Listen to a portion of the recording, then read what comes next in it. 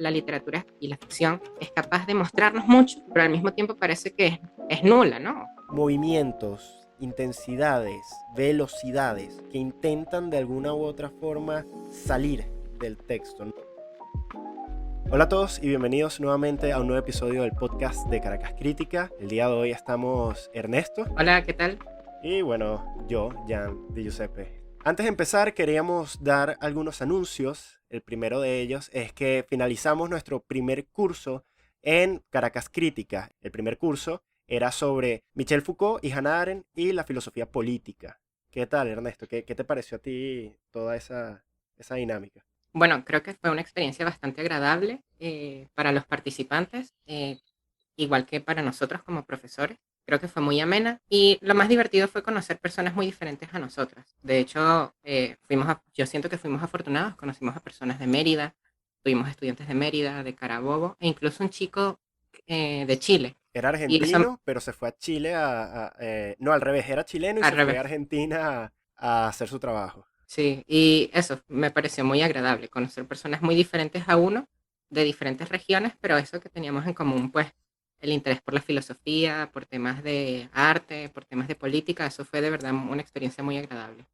El curso también manejó los temas de la filosofía política a través de, bueno, los autores ya mencionados, Hannah Arendt y Michel Foucault. Hablamos de cuestiones sobre la diferencia entre poder y violencia y cómo eso se refleja en nuestra realidad venezolana particular del presente, también sobre el totalitarismo y la ruptura de todos los conceptos tradicionales de la política.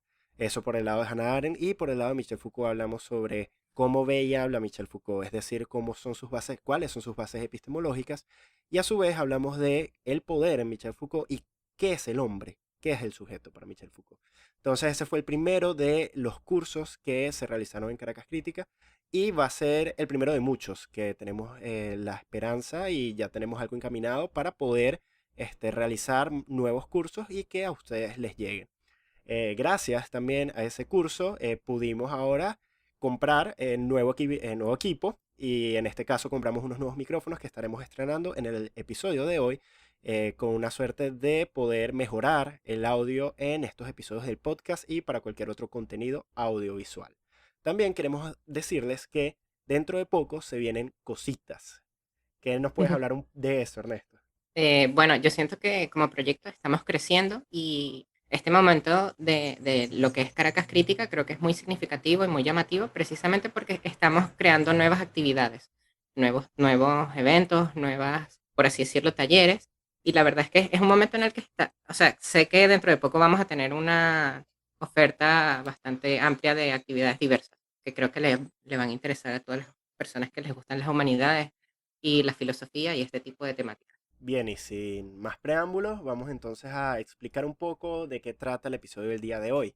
En este capítulo lo que vamos a hacer es tener una conversación filosófica. Lo llamamos así porque básicamente la dinámica consiste en, a través de preguntas que nos hemos hecho el uno al otro, yo le tengo preguntas a Ernesto y Ernesto me tiene preguntas a mí, vamos a poder discutir y conversar de forma amena, general, sobre algunas cosas desde experiencias vivenciales hasta conceptos o preocupaciones filosóficas. En mi caso, esas son las preguntas que te tengo preparado. Perfecto. Entonces, básicamente es eso, a partir de las preguntas que nos vamos a hacer mutuamente, vamos a conversar tranquilamente sobre eso. No tenemos en mente ningún tema en general que vamos a tratar el día de hoy, como se ha observado en los anteriores episodios, pero en este episodio vamos a tener eso, una conversación amena. Entonces, Ernesto, déjame empezar por la primera pregunta. No va a ser nada grave, va a ser la pregunta creo que más tranquila que se me ocurrió. Y es la siguiente. ¿Qué estás leyendo y qué te gustaría leer luego de que terminaras lo que estás leyendo?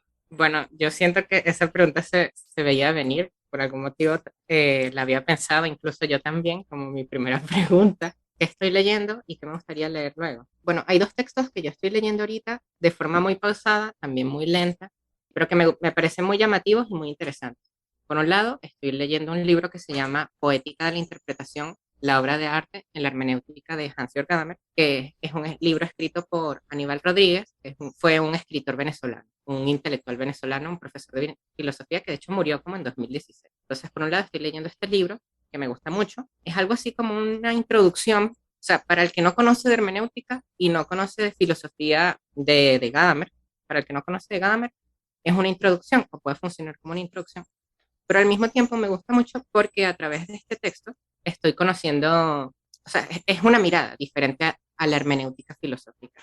Yo sé que de repente esta palabra suena un poco extraña y en nuestro taller de filosofía nos dimos cuenta que la palabra hermenéutica es una palabra un poco extraña para mucha gente, parece muy académica, pero podemos traducirla por interpretación. Entonces estoy conociendo una lectura diferente de esta filosofía de la interpretación de Gadamer y en donde suma autores como Levinas, a Derrida. Me está gustando mucho porque es una perspectiva que incluye a estos otros autores que les comento.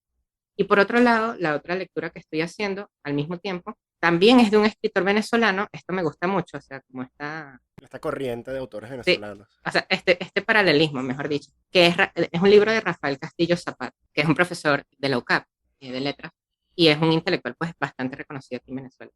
Es el libro de El semiólogo salvaje, de Roland Barthes. Es un libro sobre Roland Barthes y la semiología. También, para el que no conoce Roland Barthes, yo no conozco casi nada prácticamente de Roland Barthes. Es un texto también muy introductorio, pero que tiene como su propio estilo, su marca. Y bueno, estoy conociendo sobre Roland Barthes, que tiene una perspectiva muy parecida, bueno, hasta cierto punto, con la hermenéutica filosófica. Ambos parten de la idea o del interés de pensar el sentido de las cosas o pensar el mundo como texto, ¿no? La invitación a interpretar ese mundo que se vuelve texto, que se vuelve una relación de sentido culturalmente construida, pero muy sugerente. La idea es cómo interpretar ese panorama o ese mundo vuelto significado. Son dos perspectivas diferentes, pero bueno, estoy aprendiendo bastante. ¿Y qué te Eh, gustaría leer después? y en cuanto a qué me gustaría leer después de esto, bueno, hay un texto, hay un libro que yo intenté leer hace unos meses, pero la verdad es que se me hizo muy difícil y lo dejé, y es el libro de la gramatología de Derrida. O sea, la verdad es que es un libro que se me hizo muy difícil. O sea, como te das cuenta, estoy leyendo como muchos autores contemporáneos y todos vinculados con el tema del lenguaje, ¿no? Con el giro lingüístico en la filosofía. Y esta atención, por ejemplo, al significado, la significación, la diseminación. Pero bueno, se me hizo muy difícil. Entonces creo que un texto que me gustaría leer luego, pero que, ¿sabes? También siento que es un reto, es todo un reto para mí, es Derrida. Y bueno, creo que se podría ser un ejemplo. No sé si quieres responder tú mismo la misma pregunta. No sé. Depende, si la tienes, si tienes la misma para mí, sí. Si Sí, no, bueno, mi primera pregunta era básicamente la misma. ¿Cuál es el último libro de filosofía que has leído? ok, ok. Antes de responder a la pregunta, quería hacer un breve comentario sobre Derrida, ya que lo trajiste a la mesa. Y es que a mí Derrida me parece un autor excepcional. Hace unos días estaba escuchando a Fernando Castro Flores, que si no lo conocen es un filósofo, pensador de estética español, que tiene un canal de YouTube con casi 1000 videos, recomendando libros y hablando sobre estética, sobre la filosofía contemporánea. Genial. Y él es muy derridiano. Y Derrida ha sido un autor que dentro de toda la filosofía contemporánea, o de todo este canon contemporáneo, me ha interesado bastante. Tengo varios textos de él, pero la verdad, y aquí me estoy sacando a la calle, es que no puedo con Derrida. Siento que Derrida va más allá de mí. Y es que Sí. intento leer, por ejemplo, el libro de Márgenes a la Filosofía, el texto Tímpano, que es como la introducción a la colección de ensayos deconstructivos que tiene él, ensayos en conferencias. Ok. Realmente yo siento, o sea, termino de leer a Derrida y quiero dejar la filosofía por completo, porque él utiliza la palabra tímpano a lo largo de toda la escritura de ese texto. No, y eso ni siquiera, porque el texto tiene, por un lado, la escritura de Derrida, y por otro lado, o sea, literalmente en la segunda parte de la hoja, la parte derecha de la hoja, un poema de un autor surrealista. Entonces, Ah, es un experimento poder leerlo. Y yo siento que Derrida es más que todo eso, como un experimento de la propia escritura. Intenta hacer toda una tarea de cuestionar en ese texto, en esa introducción, cuáles son los límites de la filosofía y cómo la filosofía intenta apropiarse y al mismo tiempo no puede de esos límites y lo compara con el tímpano, obviamente dentro de la oreja. Y es muy trancado, es muy difícil. Además porque siento que la dificultad que tenemos los lectores en español de Derrida son todos los juegos gramaticales y etimológicos que hace Derrida en su tarea de constructiva, que siento que se aprecian mejor en su idioma original. Yo no sé nada de francés, pero esa es la impresión que me da. También sigo en Sí, Twitter a un señor llamado Ramón Mistral, que él es derridiano y siempre se anda quejando de las traducciones de Derrida en español, hechas por Siglo XXI editores, porque cambian un poco las palabras y cambia el sentido de todo el texto. Y obviamente es muy difícil hacer una traducción directa de las palabras que utiliza Derrida al español, justamente por eso, porque utiliza un lenguaje en francés tan etimológicamente cambiante y juega demasiado con las palabras que es muy, muy, muy difícil poderte comprenderlo. Y esa es como que mi piquiña con Derrida. He leído un libro de Mauricio Ferraris que introduce a la obra de Derrida y me parece que toda la empresa filosófica de Derrida es excepcional. Yo lo entiendo como un psicoanálisis a la filosofía, a mostrar a la filosofía todo aquello que tenía reprimido y que intentó esconder de alguna u otra forma, que sería justamente entender el ser como presencia. Pero claro. luego me siento a leer Derrida y muero, no, no puedo. No sé si a ti te ha pasado lo mismo. Sí, es que se vuelve ilegible, y no solamente por la traducción, sino por, como tú dices, todos los juegos etimológicos que hace. Pero eso es un tema, la verdad es que es muy interesante. O sea, porque no es lo mismo la ilegibilidad de un poema o la ilegibilidad en la literatura, que bueno, es ilegible, ¿no? Pensemos a autores como Rilke o Mallarmé, sobre todo Mallarmé, que son autores que se vuelven ilegibles, pero como que esa ilegibilidad como que te sigue exigiendo a ti, ¿no? Es como, sigue pensándolo, es como una invitación a seguir pensándolo o a seguir rumiar las ideas. Pero no es lo mismo, o sea, yo siento que no es lo mismo la ilegibilidad en la literatura que en la filosofía. Y yo creo que este es como el problema de autores como Derrida. O sea, son muy sugerentes y son muy interesantes, pero al mismo tiempo choca muchísimo y se vuelve un impedimento la ilegibilidad, pero filosófica en este caso y tal como la desarrolla. De hecho, por eso me gusta mucho Blanchot, un autor también francés, también medio de esta corriente, pero es diferente porque es mucho, primero es mucho más literario y su escritura es eso, es una escritura muy literaria y muy filosófica al mismo tiempo, pero no es lo mismo, o sea, no intenta ser tan extenso, por ejemplo, Blanchot en comparación con Derrida, y la forma que tiene de reflexionar no es sobre los grandes problemas de la filosofía, sino sobre muchos puntos muy singulares en los autores en literatos. Eso me Eh, parece que es como el punto clave para entender a Derrida y es justamente entender sobre quién está hablando, porque si te das cuenta, los temas que toca Derrida es a partir de otros autores. Por ejemplo, en la gramatología tiene distintos capítulos que hablan, tengo entendido, sobre Rousseau y sobre otros autores. También en Tímpano habla de otros autores. Tiene un libro que se llama Carta Postal, que lo tengo en mi estantería, que habla sobre más allá del principio del placer de Freud. Entonces la dificultad también es poder entender el texto que está justamente comentando Derrida. Entonces siento sí, que para leer a Derrida antes tengo que hacer tarea. Tengo que sentarme, sí, entender toda la tradición, por ejemplo, psicoanalítica, entender qué fue lo que Freud dijo, por qué lo dijo, luego ver cómo eso se recibió en Francia en la segunda mitad del siglo XX, cómo luego lo retradujo Lacan, que Lacan ya de por sí es ilegible a su vez, y es imposible tanta tarea para leer un libro de 150 páginas. A mí me frustra demasiado, porque luego, es verdad. luego de hacer toda esa tarea, te sientas y sigues sin entender, porque, porque es eso, luego de haber hecho tu tarea, tienes que ahora descifrar el contenido de esos juegos etimológicos. Pero aquí aparece un tema que a mí me llama bastante la atención y lo considero bastante legítimo a su vez. Y es que la filosofía, al momento de tú leerla, y esto yo recuerdo que una profesora que tuvimos Ernesto y yo en común llamada Sandra, ella comentó una vez que todo libro de filosofía te debe dejar con más preguntas que respuestas. Y yo estoy totalmente de acuerdo. Y es como tú dijiste, Ernesto, terminar un libro de Derrida es terminar de rumiar, de luego de leerlo, quedarte pensándolo y decir por qué no lo entendí y volver a meterte con el texto y decir, ok, ya entendí esto, pero se aparecieron miles de problemas más que derivan de esa cosa que entendí. Y sigues leyendo y sigues pensando y un librito pequeño de Derrida te puede dejar todo un año pensando. Imagínate si te pones a leer toda su obra. De hecho, eso me gusta mucho de Blanchot sobre todo, y aquí lo estoy comparando con Derrida, y es que yo veo que Blanchot es mucho más liviano. O sea, no necesitas conocer a profundidad para leer a Blanchot y para leer sobre los autores que habla Blanchot. Y lo que me parece más divertido en Blanchot en relación con Derrida es que en él siempre, o sea, la escritura, la experiencia de la escritura y la experiencia de la filosofía, que es una escritura y es lectura, ante todo, es casi un juego, o sea, se vuelve un juego. En Blanchot tú estás como jugando con los autores, o mejor dicho, Blanchot está jugando con los autores, o mejor dicho, está jugando con los textos de los autores, porque sabes que el tema del autor es todo un Exacto. problema en esta filosofía, Pero es muy divertido porque sientes que estás en un juego de búsqueda, ¿no? Como en un juego de relaciones de sentido, por así decirlo. Simplemente que estás leyendo una interpretación de fulanito de tal sobre menganito, sino que ya estás en un juego filosófico, pero que al mismo tiempo es un juego literario sobre ciertos temas. Me acuerdo, por ejemplo, que Blanchot reflexiona mucho sobre la impotencia, sobre la idea de la impotencia en contraposición con el poder. Por ejemplo, pensamos que el saber es una forma de poder, ¿no? El que sabe tiene o Un, puede es- ejercer relaciones un estatus de mayor. poder, ¿no? Exacto, pero Blanchot se dirige a todo lo contrario, al impoder o a la impotencia, ¿no? Y él encuentra eso en la literatura. Él dice, no, la literatura no es ningún tipo de saber, ni tiene por qué, y la crítica literaria no tiene por qué ser ningún tipo de saber, es todo lo contrario.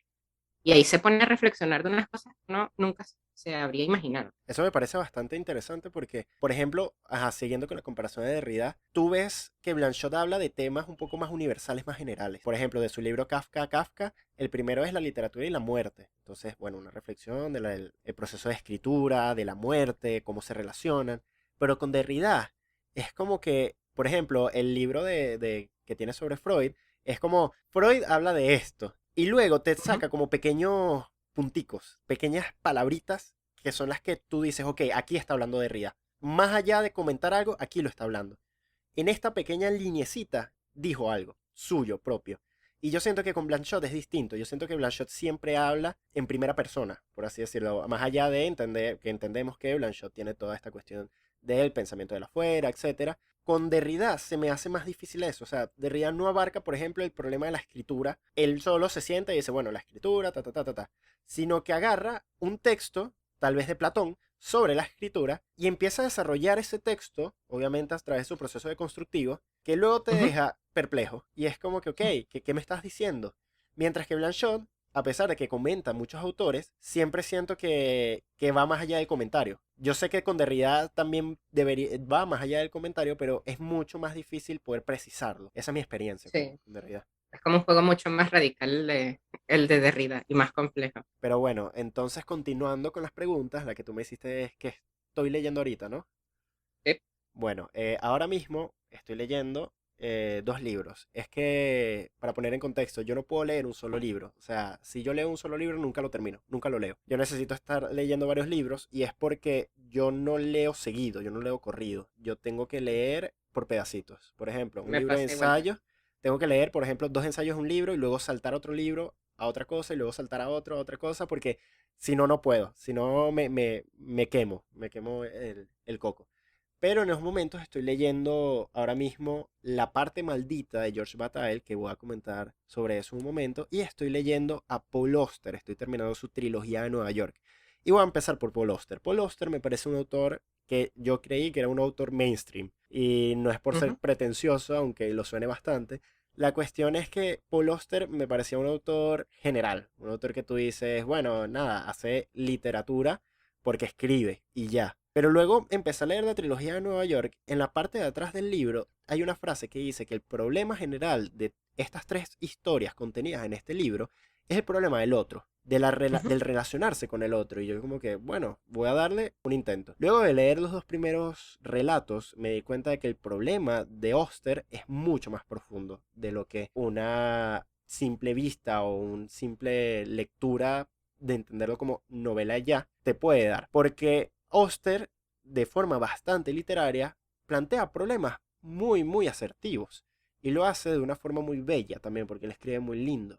Creo recordar que él tradujo al inglés muchísimos libros de Blanchot y yo creo Ujú. que él dio clases sobre Maurice Blanchot y me parece Increíble. que esa relación es muy genial. Y además él entra dentro de esa suerte de estilo posmoderno, de metaliteratura, entonces él mismo es un personaje en sus libros, pero es como un personaje totalmente distinto a su figura en la vida real. Se menciona varias veces, menciona personajes de otros libros, cosa que yo sé que no es nada nuevo, pero que a mí siempre me han como que fascinado, toda esa metanarrativa Sí, de es muy divertido. relacionar el texto no solamente con el afuera del texto, sino con otros textos. Sí, es muy divertido, es muy divertido. Porque uno siente que está como en una investigación detectivesca. Sí, y justamente recuerdo Borges porque la primera parte de su cuento, que para mí es uno de los más brillantes, bueno, todos los cuentos de Borges son brillantes. Borges para mí es el mejor escritor de ficción que jamás ha existido. Y él en Clon Ukbar Orbis Tertius. Lo peor es que tengo el libro en la mano, pero me está costando. Él justamente empieza el cuento hablando de un libro que él se encontró con un amigo. Y es como que, ¿cómo así? O sea, esa enciclopedia que habla de ese mundo existe. Lo tienes en tu casa, Borges.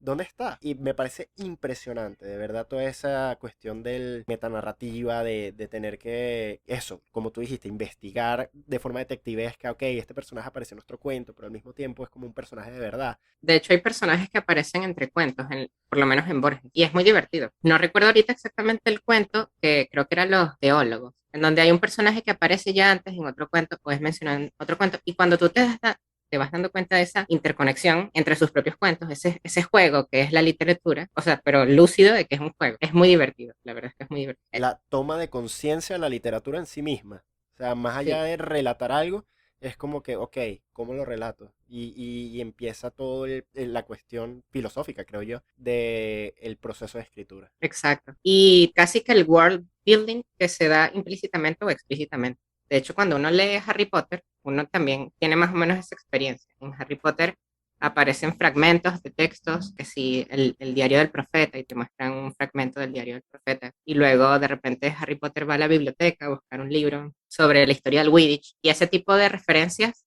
a textos o cosas que van más allá. Y bueno, hacen de la experiencia una más inmersiva y más como laberíntica, precisamente porque estás dentro del laberinto, porque sientes que estás allí. Por eso como que este género de literatura, es decir, literatura contemporánea, me resulta mucho más llamativo que la literatura moderna, porque yo leo Paul Auster y es como que, qué chévere, pero luego me siento y leo Madame Bovary y me duermo leyendo 4 páginas de descripción de cómo era la granja de la esposa de Bovary. Yo de verdad no puedo. No, pero ajá, eso depende siempre del autor y de los gustos, porque es eso, o sea, si un libro no te llama la atención, la verdad es que lo mejor es ignorar. Sí, sí. O sea, Y yo también juego con lo que hice un poco de buscar intensidades en un libro. Como hacer ujú, pop filosofía, pero sería pop literatura. Es decir, tomar los pedacitos que tienen mayor intensidad. Esas lecturas que tienen como mayor intensidad. Y si no te gusta, bueno, no lo leas. Ya, no hay nada que hacer. Pero sí, si hay algo que te llama, ahí, es ahí. Y obviamente se puede encontrar en la descripción de la granja. exacto. O también se puede encontrar en los relatos metanarrativos. Yo hace como un año, o más de un año, me puse a leer Alfaro de Virginia Woolf y yo quedé impresionado, o sea, no lo he terminado, tengo que admitirlo, no lo he terminado, pero yo quedé como, wow, o sea, esta tipa es increíble, esta mujer.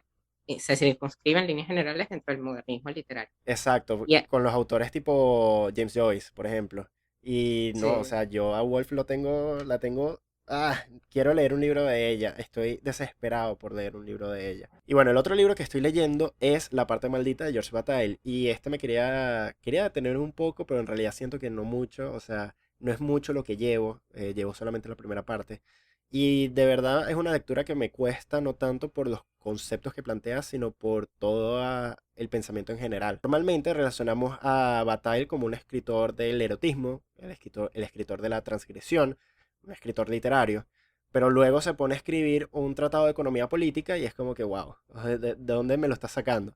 Y básicamente la parte maldita recoge las ideas de un ensayo que él publicó en una revista marxista llamada La noción de gasto, que básicamente quiere demostrar que el gasto improductivo es lo esencial de toda economía y no tanta la parte de la producción y del consumo. Gasto improductivo es el desecho que se deja. Entonces él utiliza un término sacado de Marcel Mauss, toda esa antropología francesa, llamado el potlatch, que básicamente es el don, el regalo. Yo voy y te doy un regalo a ti, sin nada, sin esperar absolutamente nada. Entonces yo gasto. ujú, Ese es mi gasto, toma, tuyo.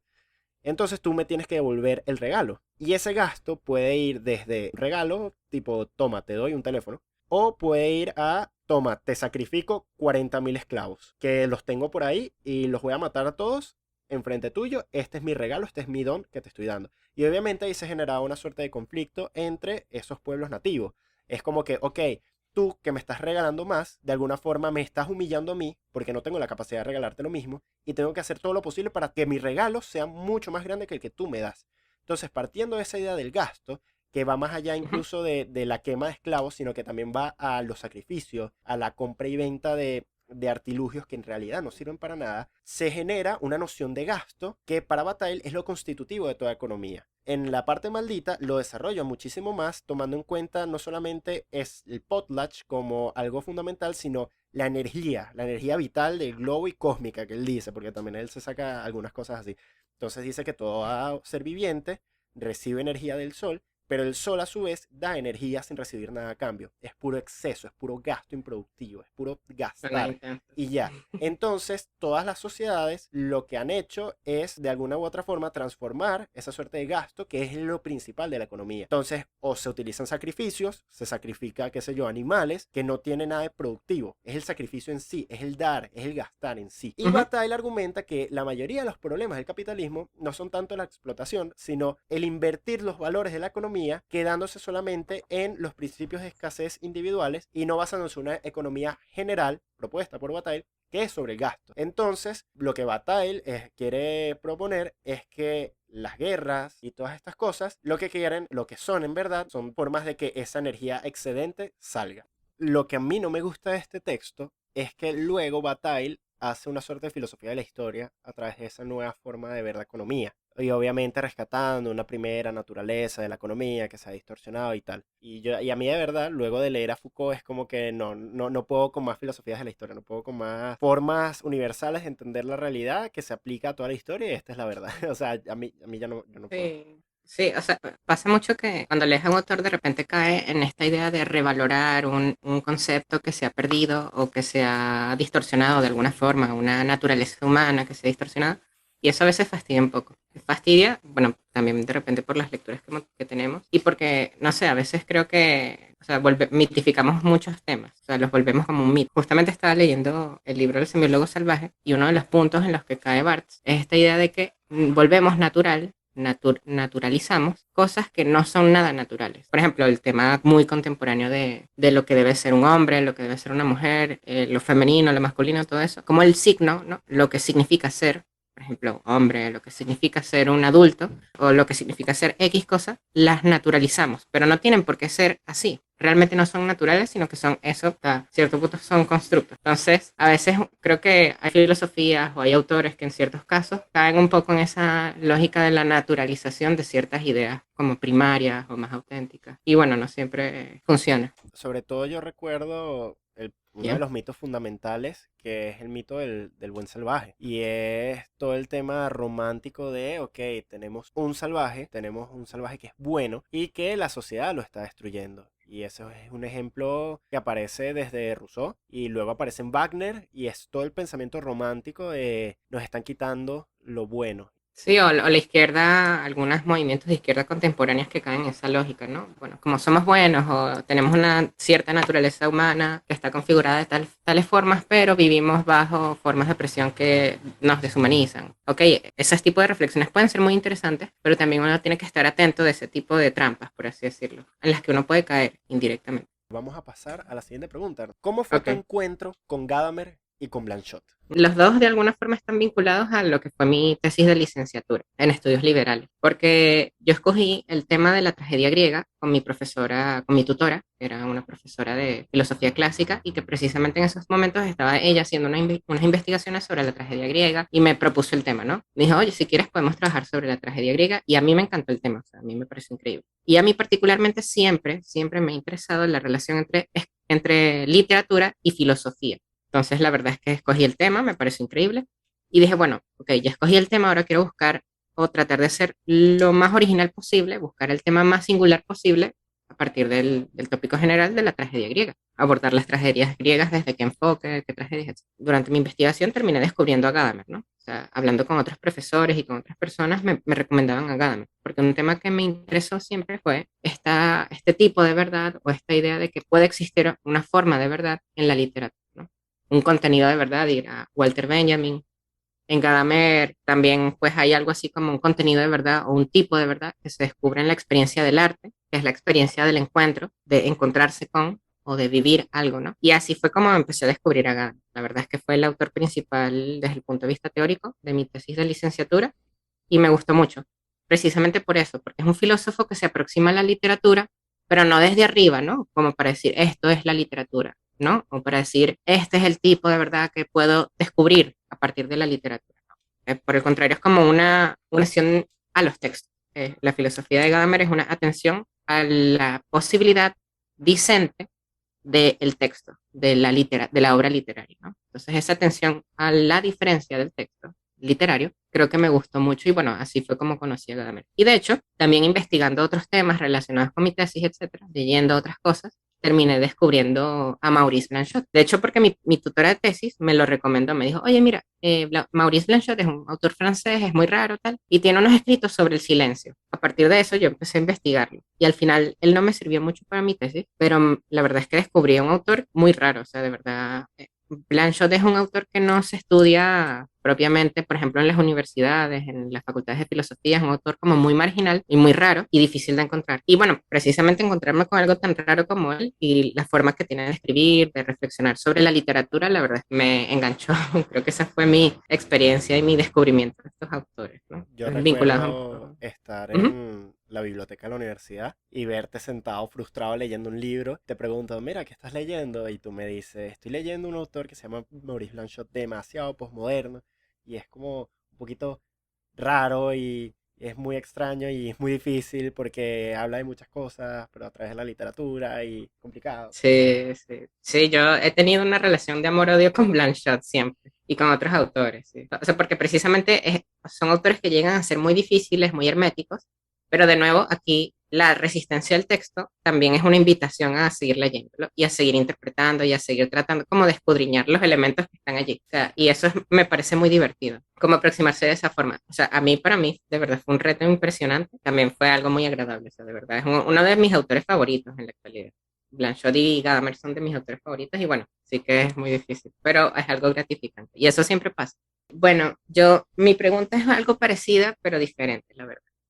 Así como la primera pregunta fue, ¿cuál fue el último libro que leíste o has leído, estabas leyendo de filosofía? La siguiente pregunta ¿cuál fue el primer libro de filosofía que leíste? ¿Y cómo fue tu primera aproximación a la filosofía? Ok, mi primera aproximación a la filosofía en verdad fue a partir de chistes, porque yo no sabía en realidad lo que era la filosofía hasta que en la carrera nos dieron filosofía clásica. En un principio yo consideraba que la filosofía era una cuestión que solo los marihuanos hacían y recuerdo que cuando le comenté a mi profesor de biología que yo quería estudiar era estudios liberales porque tenía política, filosofía, etcétera, él me dijo filosofía, pero ¿para qué vas a hacer eso? ¿Para estar fumando todo el día? Y yo como que, bueno, profe, eso tiene sus Mm, ventajas. Hablando propiamente de cómo yo me introduje a la filosofía, fue en realidad un tema, porque en la carrera de estudios liberales antes, porque ahorita cambiaron el pensum, se daba una materia que era introducción a la filosofía. Y yo vi esa materia y sentí que no aprendí nada. Es decir, nos mandaron a leer distintas cosas, pero era muy general y clases era tipo, ¿qué es el amor? Bueno, estos filósofos dicen que el amor es esto, ¿ustedes qué creen? Ah, bueno, qué chévere, no tiene respuesta, vámonos con qué es la justicia. Bueno, los autores dicen que esto es la justicia, pero no tiene respuesta, vámonos con esto es otro. Y fue como un toma y dame que nunca llegaba a concretarse. Y fue justamente con Sandra en filosofía clásica que no ujú, solamente despertó mi interés a la filosofía, sino que yo entendí lo que era la filosofía. Y el primer libro de filosofía que yo leí fue el diálogo de Eutifrón. Fue ok, un diálogo que, genial. o sea, un poco extraño dentro de la tradición platónica, sobre todo porque cuando te mandan a leer filosofía por primera vez, siempre te dicen, bueno, léete a Platón, ¿qué me leo? La Apología, léete el Banquete, léete Critón. Yo recuerdo que lo primero que nos mandaron a leer fue Utifrón, y Genial. obviamente 500 páginas de Guthrie de bibliografía secundaria, Sí, sí. pero me quedé con Utifrón, no leí las 500 páginas de la bibliografía secundaria. Ese texto de verdad fue para mí como, epa, ¿qué es esto? ¿Qué estoy leyendo? ¿Por qué el interlocutor se fue a la media hora del diálogo? ¿Qué son estas preguntas? ¿Qué está diciendo Sócrates? ¿Por qué lo está diciendo? Y luego nos mandó a leer Critón, que si mal no recuerdo es el diálogo donde intentan hacer que Sócrates escape. Y Sócrates estaba explicando por qué él no salía de esa cárcel. Yo dije, aquí fue, aquí caí, aquí me quedo. Es aquí, es esto lo que quiero seguir leyendo, es esto lo que quiero seguir investigando. Y luego leí Aristóteles y a mí Aristóteles me pareció mejor que Platón, o sea, porque sentía que Aristóteles era como más centrado, lo que Sócrates le daba 15.000 vueltas, Aristóteles te los decía de una vez. Sí, es muy Y diferente la escritura. Ujú. Y siento que es eso, que el Eutifrón y luego Critón fueron los que abrieron mi paso a todo lo que a mí me gusta la filosofía. Es muy extraño porque yo no empecé con un libro introductorio como el libro de Sofía, un texto literario que intenta hacer una aproximación a la filosofía para la gente que no sabe.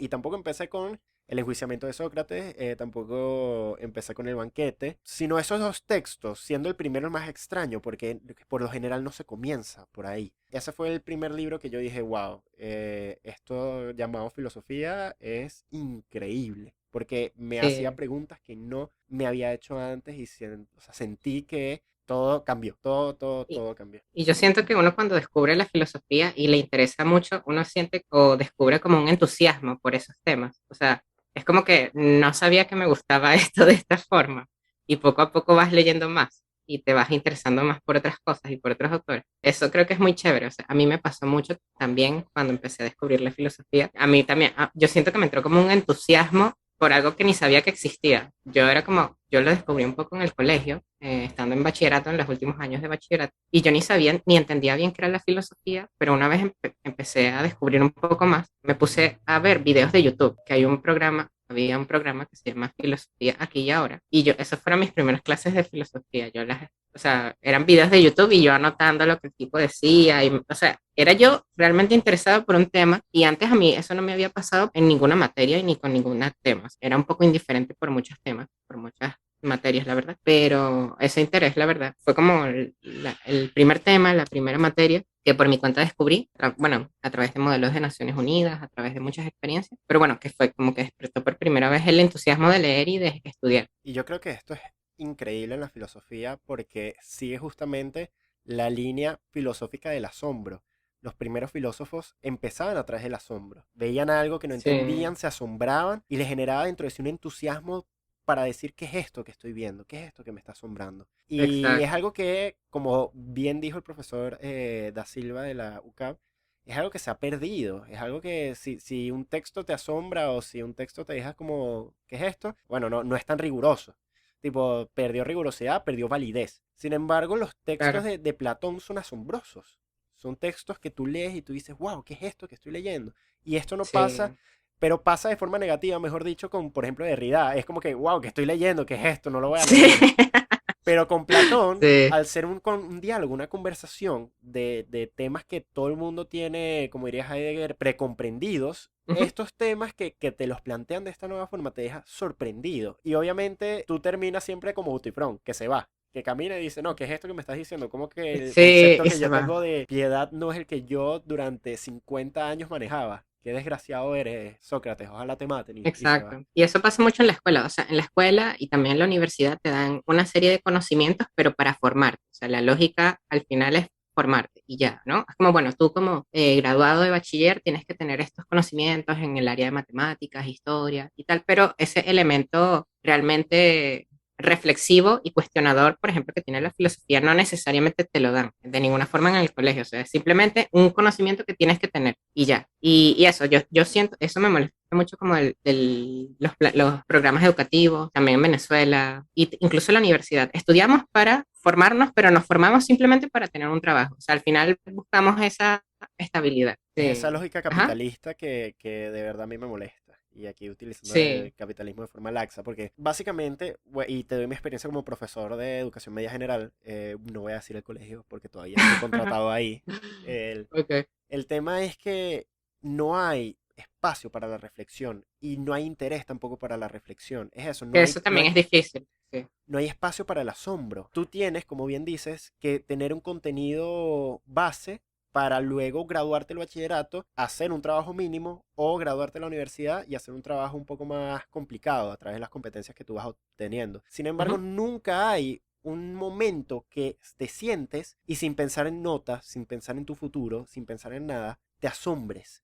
Y tú leas algo y te asombres. Y eso no se valora, no se tiene. Y sobre todo se ve en países europeos como en España que están quitando materias de filosofía para poner cuestiones como emprendimiento, para poner cuestiones como liderazgo, que no digo que estén mal, pero que trabajan bajo esa misma lógica de lo que queremos es sacar trabajadores para que sigan produciendo Y bueno, aquí yo ya me estoy sacando lo marxista. Para que se siga la plusvalía, generando plusvalía, porque el progreso de, bueno, así se entiende el progreso, como, como acumulación de plusvalía general a través de la explotación del hombre sobre el hombre y listo. Y ya, no hay asombro, no hay nada. Está 100% cosificado.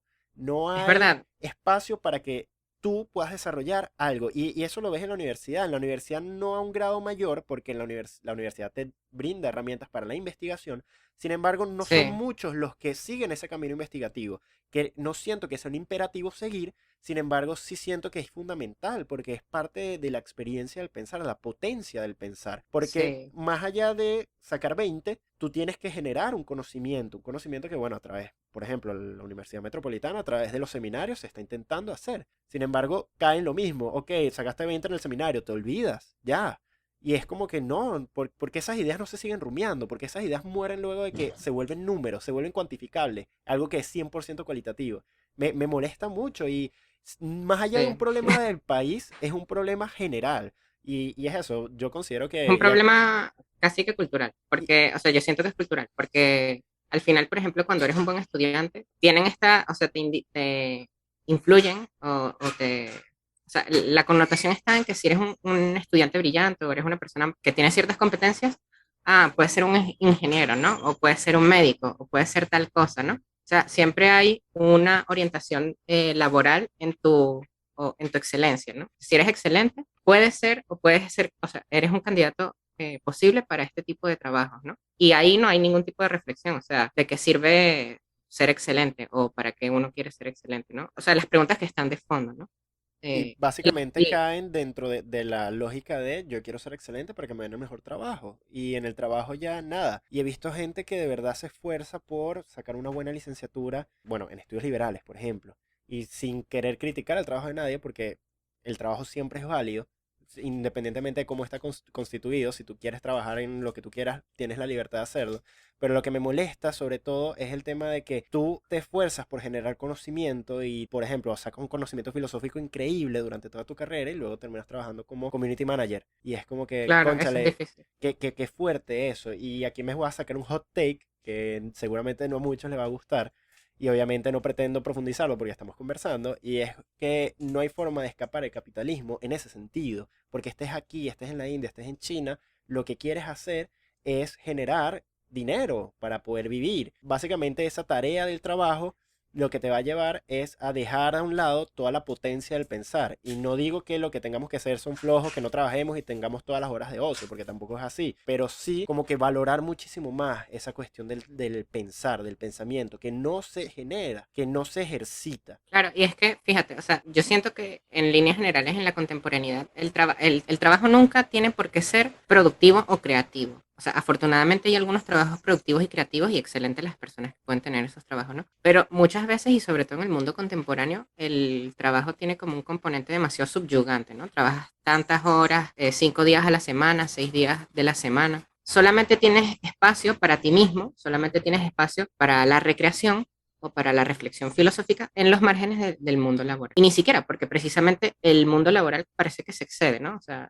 te escriben luego del trabajo, tienes que tomar en cuenta una serie de responsabilidades que tienes luego del trabajo, entonces, o sea, son muy pocos los espacios o los espacios que hay no son espacios necesariamente como para la recreación o la reflexión productiva o la creatividad, sino son espacios simplemente para no pensar en el trabajo, ¿no? Para distraerte. Y eso es un tema difícil, eso es un tema complicado. Y yo creo que tratar esos temas es fundamental porque a mí me duele, o bueno, me dolió cuando yo estaba hablando con un estudiante que él siempre se quedaba después de las clases a preguntarme cosas de filosofía, porque yo no daba clases de filosofía, yo daba clases de historia de Venezuela y premilitar. Cuando hago las clases intento hacerlo lo más filosóficamente posible, es como que, ok, pero Uh -huh.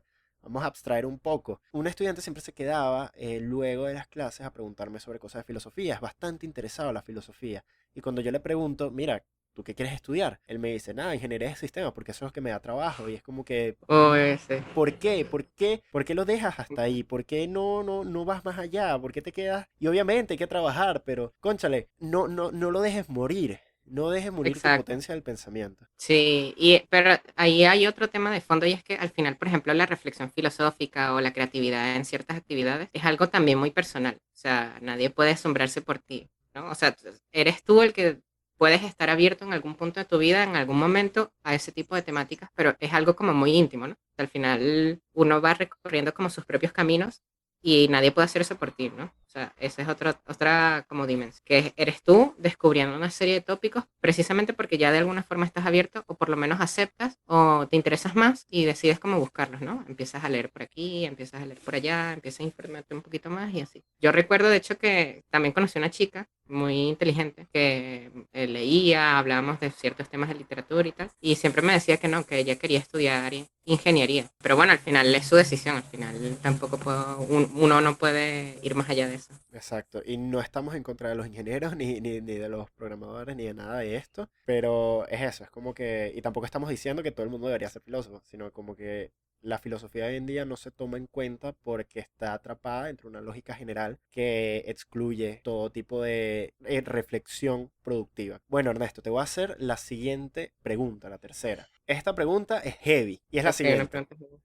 ¿Es la hermenéutica el método filosófico de hoy? ¿Es el que necesitamos hoy en día? ¿Es el mejor método filosófico? O sea, lo primero que te respondería es que la hermenéutica no es necesariamente un método, no, no veo la hermenéutica como un método, porque un método implica como una serie de pasos, una burocratización, etcétera, pensando, por ejemplo, en el método científico. Para que algo sea científico tiene que pasar por el método. Y una de las exigencias básicas del método es que sea reiterable, ¿no? La experimentación con los hechos, con las cosas, sea reiterable en cualquier contexto. Hay una metodologización del saber en el mundo contemporáneo y yo creo que la hermenéutica escapa mucho de eso. O sea, no es ni tiene por qué ser un método. Con hermenéutica, o sea, yo siempre digo esto, que cuando hablo de hermenéutica, suena muy raro, pero yo siempre la podemos traducir siempre por interpretación. La actitud interpretativa con el mundo es eso, una actitud, un ethos. Siento que es un temperamento, una actitud. Y es esa, en Gadamer, el ethos filosófico gadameriano, o hermenéutico, o interpretativo, es esa atención a la alteridad de las cosas, ¿no? Lo que es capaz de decirnos sí, lo que es capaz de decirnos las cosas, ¿no? Su significación, su significado, o el significado que surge de las cosas, o del encuentro con las cosas, ¿no? O sea, no es como que simplemente buscamos la esencialidad de las cosas, ¿no? Como en otras filosofías modernas o en una metafísica, ¿no? Es como si estuviéramos buscando la esencialidad de las cosas, sino que por el contrario, en la hermenéutica yo siento que hay una experiencia muy lúdica de la verdad. O sea, la verdad como un encuentro con las cosas o como el producto de un encuentro que transforma, ¿no? Un ejemplo muy cotidiano que yo siempre uso es el de cuando estamos viendo una película. Cuando estamos viendo una película y nos conmovemos. ¿Qué pasa? ¿Y qué es lo que hace eso? Que es capaz de conmoverme, ¿no? Es capaz de sacarme una lagrimita, ¿no? Porque tampoco es que las películas nos transformen la vida o nos cambien para siempre. El poder o sea, aquí de nuevo un poquito la reflexión de Blanchot, el poder de la literatura también está en su impotencia, ¿no? Que parece que también es nula, ¿no? Nos muestra mucho, la literatura y la ficción es capaz de mostrarnos mucho, pero al mismo tiempo parece que es nula, ¿no? Como, bueno, podemos vivir sin ella, o a pesar de haber experimentado estas cosas, seguimos en la cotidianidad de nuestro mundo, ¿no? No hay una revolución total como de repente pudiera uno imaginar en otras filosofías. La hermenéutica la entiendo como un ethos, como un espíritu, ¿no? El espíritu de atender a la singularidad de las cosas y tratar de interpretarlas, ¿no? De comprenderlas. Y de hecho hay una idea de Walter Benjamin, de otros autores también, que me parece bien interesante, que es la idea del recuerdo, sí, del recuerdo o la rememoración, ¿no? El Andenken en Heidegger. Que básicamente la reflexión no es una reflexión sobre un pasado ya consolidado, sino que precisamente en la rememoración hay una construcción de sentido diferente, hay una vinculación posible y es lúdica, ¿no? O sea, podemos pensar un concepto, una obra de arte en relación con cualquier tontería, ¿no?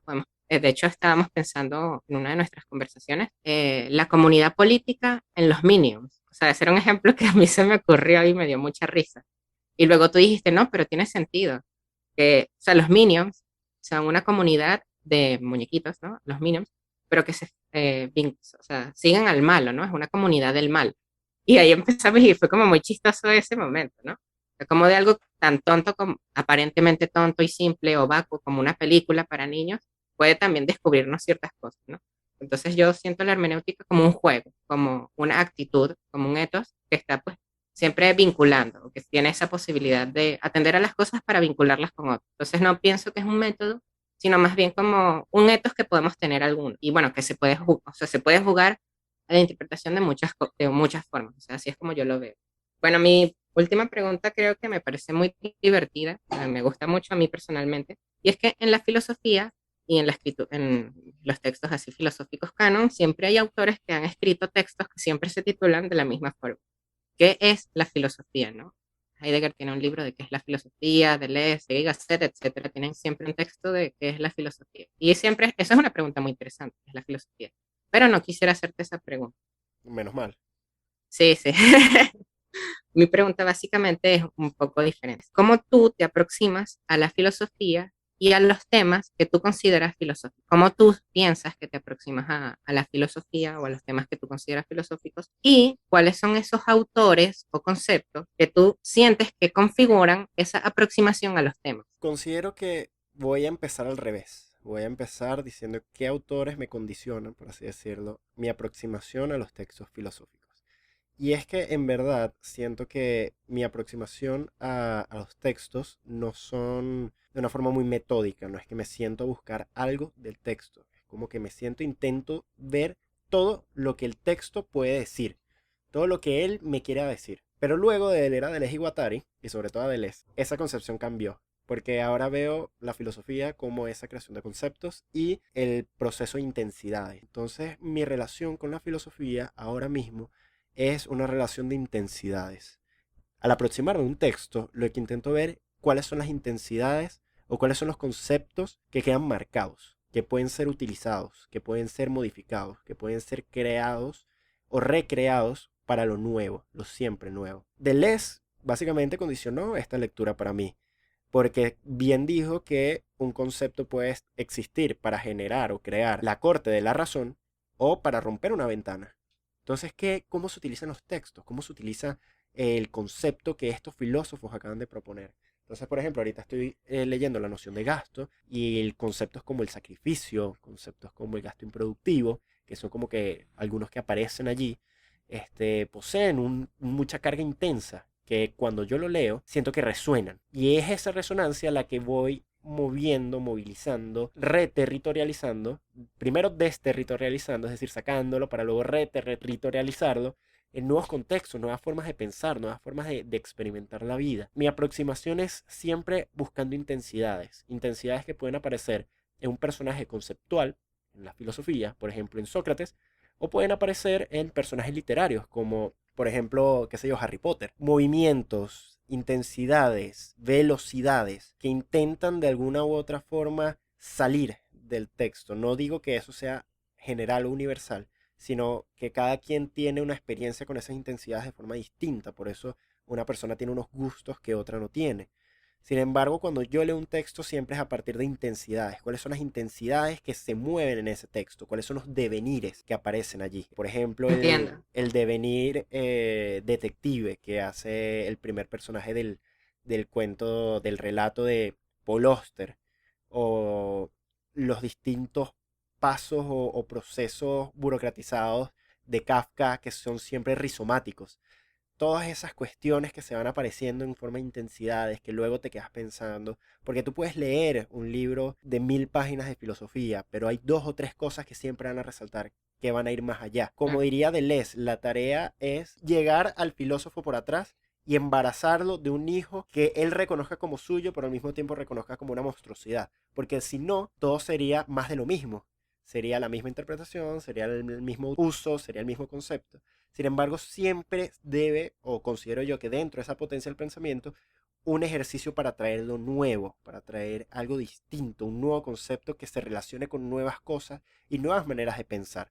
Porque para Deleuze, la verdad no es algo fijo. Diría Deleuze en su curso sobre Leibniz que la verdad está condicionada por los conceptos que manejamos. Yo considero que de alguna u otra forma eso es cierto. Dependiendo de los conceptos que nosotros manejemos, tenemos, por así decirlo, una forma de entender la verdad. Mi forma de entender la verdad es distinta por los conceptos que yo manejo de una persona que seguramente es aristotélico tomista, siempre Ok. buscando los puntos de intensidades para generar nuevos conceptos, para generar nuevas relaciones, para, como dirían Deleuze y Guattari, conectar nuevas máquinas que nos permitan pensar de forma distinta, distinta a la imagen de pensamiento clásico representativo y también distinta la forma de vivir ética y política. O sea, la pregunta de fondo, bueno, no es la pregunta de fondo, pero es una pregunta que se me ocurre, es ¿hasta qué punto crees que hay diferencias entre la hermenéutica y una aproximación como la de Deleuze? Yo sé que hay diferencias de fondo importantes, pero al mismo tiempo siento que hay puntos en común, por así decirlo, o no puntos en común, pero puntos de partida que son como muy llamativos, ¿no? Esta atención a lo diferente y a la hilación de lo diferente y como que esta,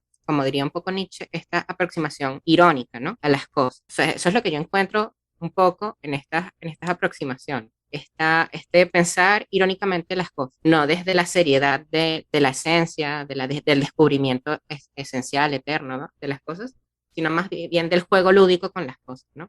Creo que Nietzsche le hablaba o comentaba esto con la idea el pensamiento de la mañana. Creo, o sea, recuerdo muy vagamente, sobre todo a través de Bátimo, ¿no?